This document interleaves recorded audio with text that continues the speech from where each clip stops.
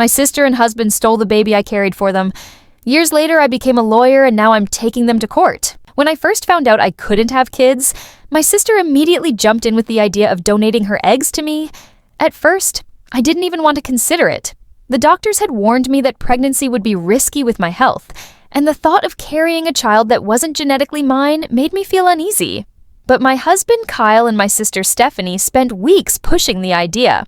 They brought me brochures, research studies, even sat me down for long talks about how the genetics didn't matter and how I'd still be the real mom. Kyle kept saying all he wanted was a family, and Stephanie swore I would always be the one recognized as the mother. Against my instincts, I gave in. After 9 grueling months, I gave birth to a perfect little girl. But the moment I held her, Kyle and Stephanie walked into my hospital room and ripped her out of my arms. Kyle held me down while Stephanie said, "We're taking the baby. She's mine now." Kyle said they'd fallen in love, that Stephanie was the real mother, and I was nothing more than an incubator. Before I could even process it, they had paperwork ready, and the birth certificate already had Stephanie listed as the mother. I begged, I cried, but they walked out with my daughter, Isabella, while I lay in that hospital bed broken. 3 days later, when I went home to pack, I saw Stephanie had already moved into my house. They were slow dancing in the kitchen while my daughter slept upstairs. I didn't even go inside. I just turned around and left. I stayed with a cousin out of state, and while they paraded photos of Isabella online, calling her their miracle, I started rebuilding my life. I applied to law school, something Kyle had forbidden me to do.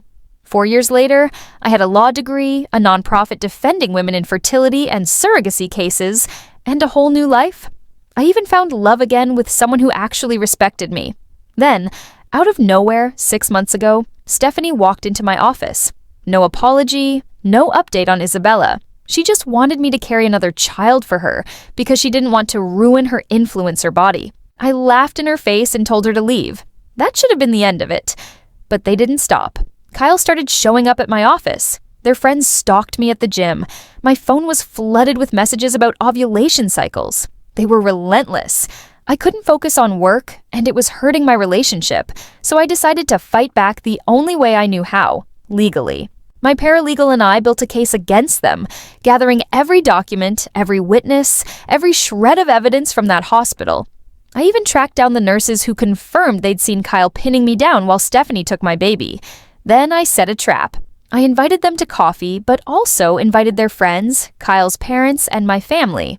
When they walked in holding hands with fresh contracts, I stood up and exposed them.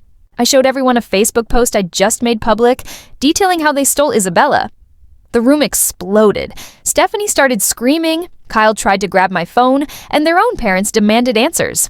I told them we'd see each other in court and walked out with my head high for the first time in years. That was only the beginning. The harassment escalated, but so did my case. We filed for protective orders, gathered hospital records that proved the paperwork was forged, and even uncovered something that blew the whole case wide open. Kyle wasn't Isabella's biological father. The fertility clinic had used donor sperm without my consent because Kyle's sample was unusable. That meant neither Kyle nor Stephanie had any genetic connection to Isabella at all. Suddenly, their entire claim collapsed. When I showed Kyle's parents the proof, they were horrified. They started questioning everything they'd been told. Soon after, a whistleblower from the clinic came forward with even more evidence, including internal memos about unauthorized donor substitutions. What was once just my personal nightmare was now about to become a landmark case exposing fraud, abuse, and exploitation in fertility treatments. I've spent years carrying the weight of losing Isabella, but now I finally have the power to fight back, not just for myself, but for her and for every other woman who might be put through the same hell. And this time, Kyle and Stephanie can't charm their way out of it. The truth is finally on my side, and they're about to lose everything.